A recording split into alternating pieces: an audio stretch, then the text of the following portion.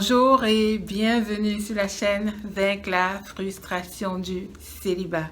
Tu es beau mon frère, tu es une belle créature ma sœur, accepte-toi tel que tu es. Vous avez certainement remarqué autour de vous qu'il y a des personnes qui sont très à l'aise avec ce qu'elles sont. Généralement, on est comme attiré vers ce genre de personnes. Alors, comment arriver à s'accepter? Comment arriver à s'aimer? J'ai déjà parlé de l'un de mes secrets qui m'a aidé dans mon processus de restauration. Quel est ce secret? Alors, il s'agit tout simplement, quand tu lis la Bible, quand tu lis la parole de Dieu, de la prendre comme la parole de Dieu qui t'est adressée de manière personnelle. Donc, si tu veux savoir ce que ton Créateur dit de toi, si tu veux savoir ce que celui de qui tu viens dit de toi, voici la référence. Qu'est-ce que ton Dieu dit donc de toi? Alors, je vais vous lire le psaume 139. Il dit que c'est lui qui t'a formé.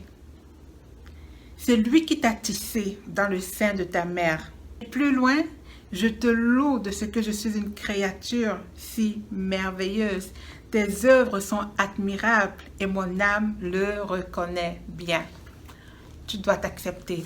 Demande à ton âme de s'aligner à ce que ton Dieu dit de toi. C'est ça qui est la référence. Dieu a créé le monde et tout ce qu'elle contient. La Bible dit que Dieu a créé les cieux et la terre, tout ce qu'elle contient, les poissons, les plantes, la lumière, les animaux. Il a dit que c'était bon. Mais lorsqu'il a créé l'homme, il a dit que c'était très bon. Donc tu es vraiment une œuvre admirable. Dieu se réjouit de son œuvre. Donc pourquoi est-ce que tu te dénigres? Tu es une œuvre admirable. Dis qu'il t'a tissé dans le sein de ta mère. Donc il a pris son temps pour mettre chaque chose à sa place.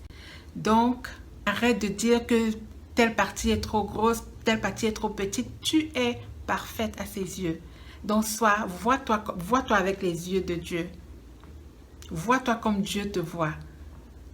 Et sache que on ne peut t'aimer à ta place. Tu dois t'aimer, tu dois t'accepter, accepter d'être cette créature merveilleuse dont Dieu parle parce que effectivement, tu es merveilleuse, tu es merveilleux mon frère.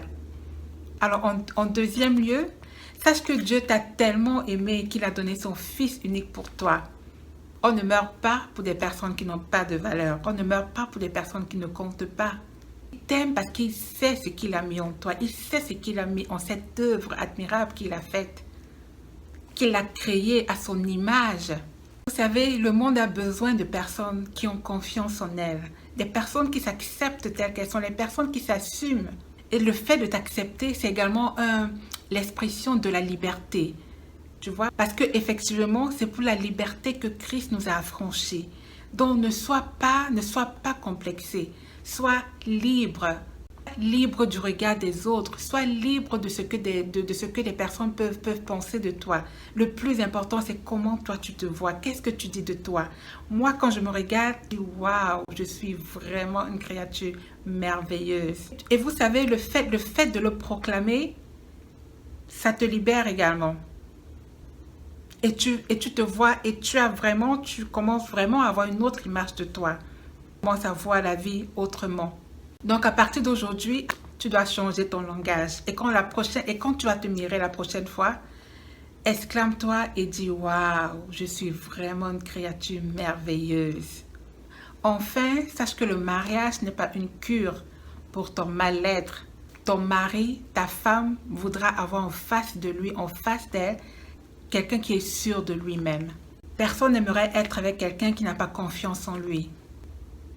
En fait, tu risques d'être comme un fardeau pour les autres. Donc, accepte-toi, accepte la créature merveilleuse que tu es.